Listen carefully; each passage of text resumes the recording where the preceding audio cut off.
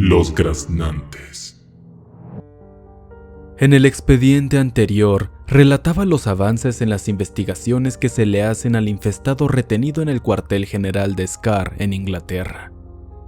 El parásito amoebe que expulsó el infestado comenzó a trepar por las paredes de la habitación como si fuese un arácnido.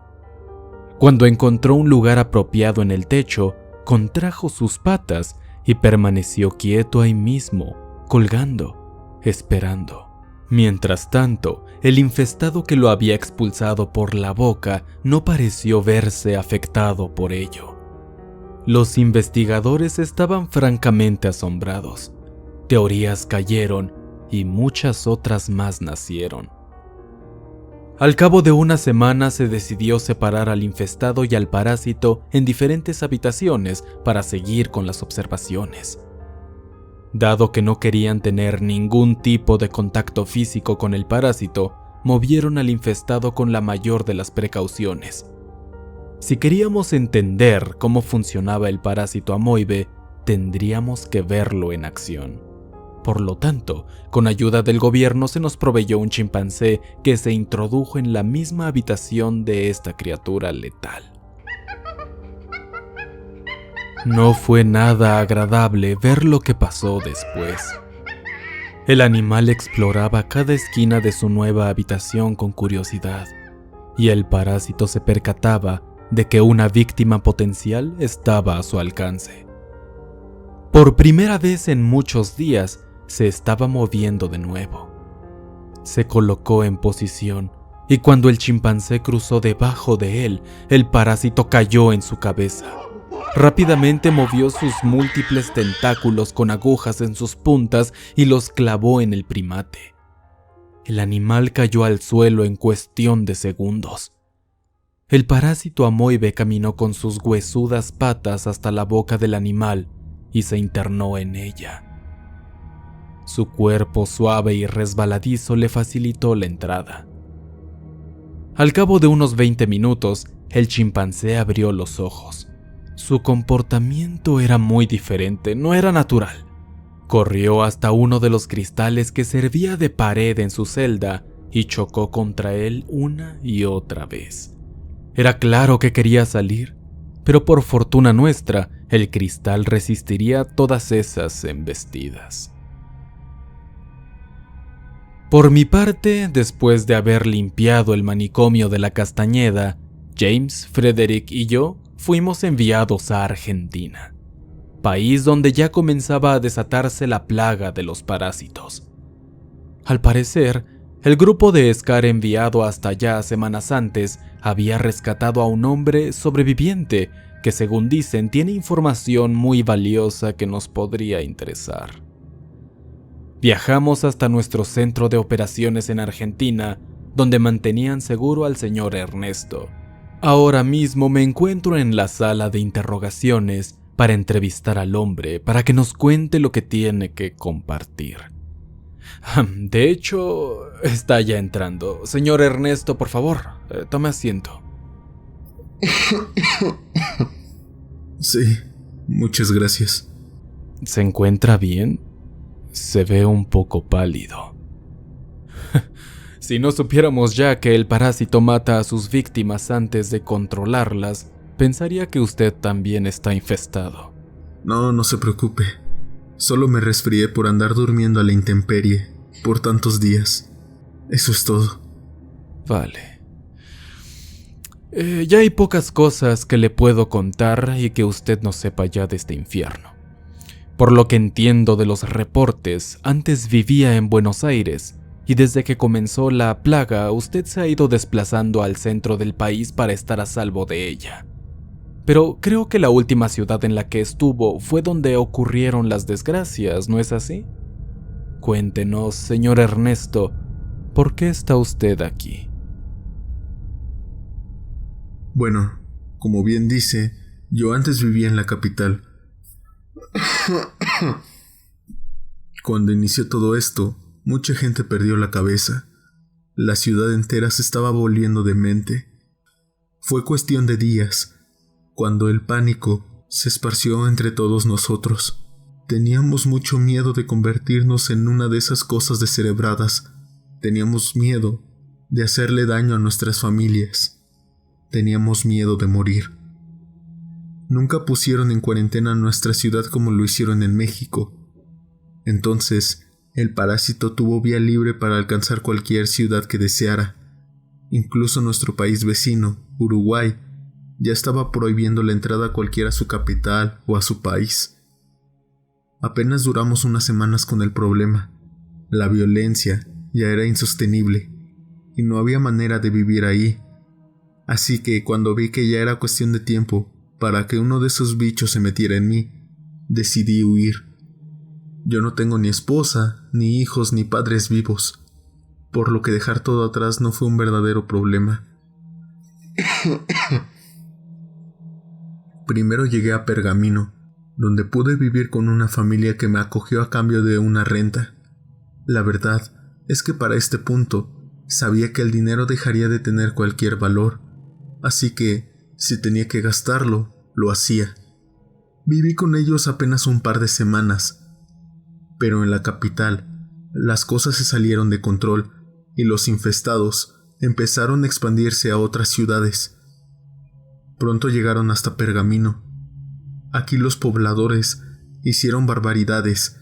La gente que empezó a llegar de Buenos Aires quería quedarse en este pueblo, pero eran expulsados, y si se negaban a dejar este lugar, los linchaban. A mí todo esto me daba bastante miedo. Temía que en cualquier momento los pobladores pensaban que yo también estaba infestado por venir de la ciudad y me asesinarían, así que salí huyendo lo antes posible.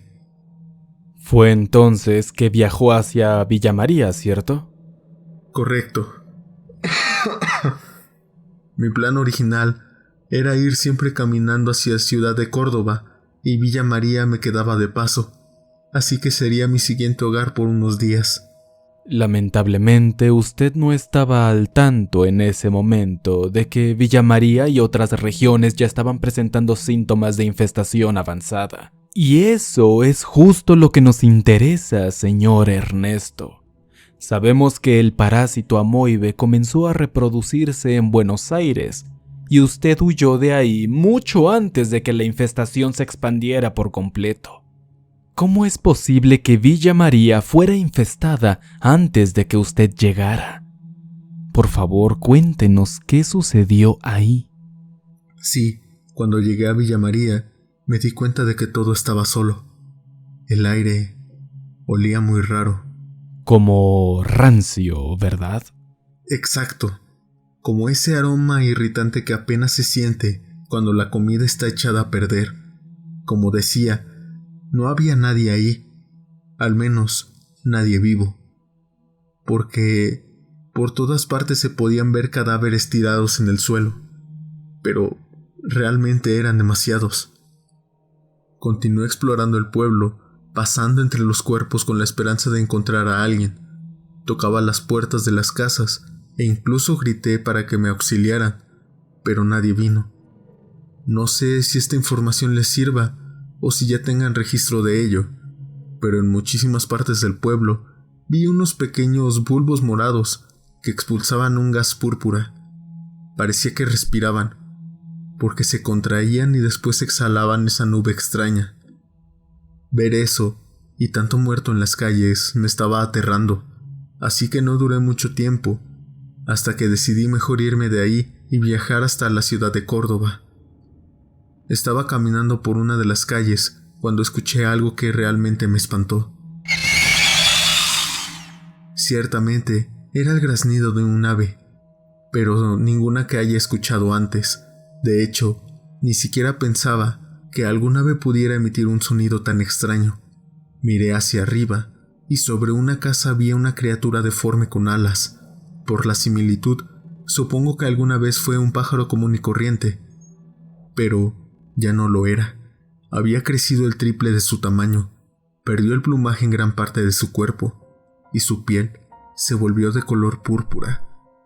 Tenía leves mutaciones como alas más anchas, pequeñas espinas saliéndole del cuello y las patas y un pico más grande.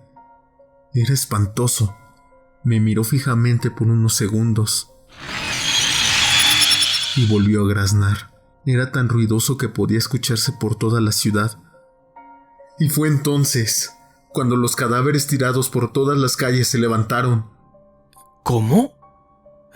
Los muertos que había por todos lados se pusieron de pie como si estuvieran vivos.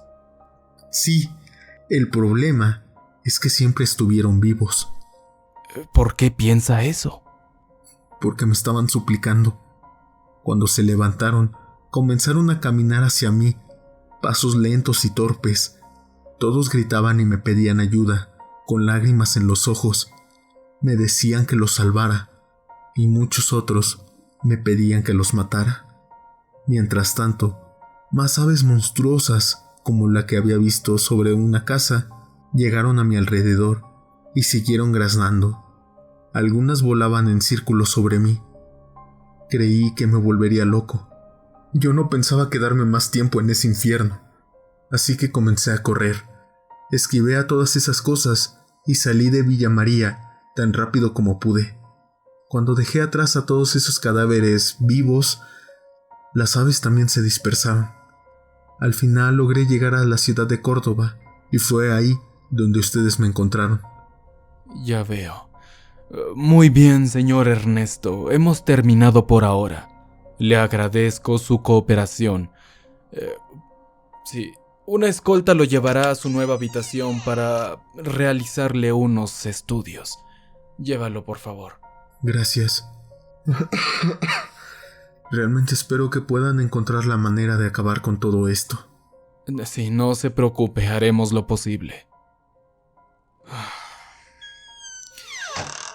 No sé qué decir. No cabe duda de que cada día que pasa, las respuestas se vuelven significativamente menores que las preguntas.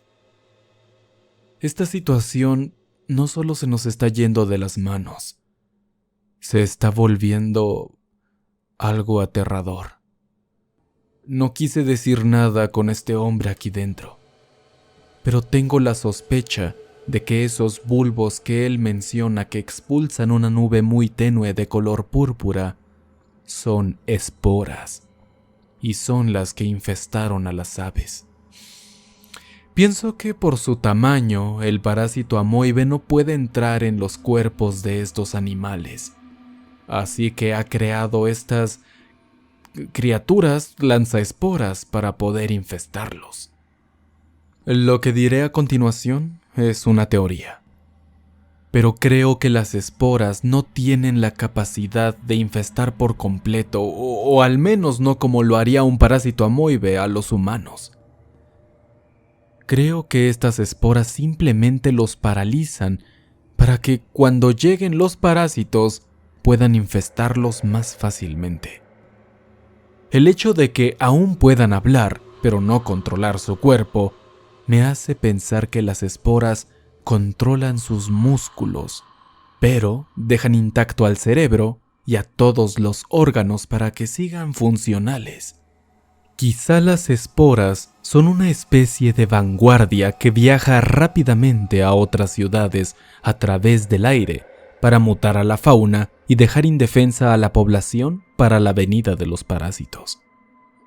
Debo analizar a profundidad esto último. En el siguiente expediente lo explicaré a fondo. No quise hablar de nada de esto con el señor Ernesto aquí, porque ahora que lo pienso, temo que él esté infestado por estas esporas. Por eso se veía tan pálido y en mal estado. Será un buen objeto de estudio.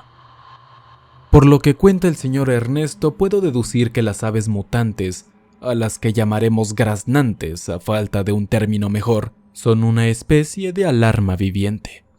Cuando ven a un humano no infestado, comienzan a graznar para atraer a todos los infestados hacia esa zona y así puedan unir al humano sano a sus filas de engendros. Me temo que el parásito amoibe no solo está evolucionando, sino que también se está volviendo más inteligente y hábil. ¿Cómo ¿Cómo detendremos todo esto? ¿Por lo menos es posible detenerlo? Fin del expediente 3. Oscuros. Si quieren recibir notificaciones de cuando suba un video, entonces denle a la campanita. Si lo hacen, la oscuridad se los agradecerá y recompensará. Si eres nuevo, te invito a suscribirte. Hay galletas y perros bebés a un lado de la monstruosidad que se oculta en la oscuridad. Podrán ser tuyos si te suscribes. Hasta pronto, oscuros. Pero dejan intacto el cerebro. Dejan intacto el cerebro y a todos los órganos.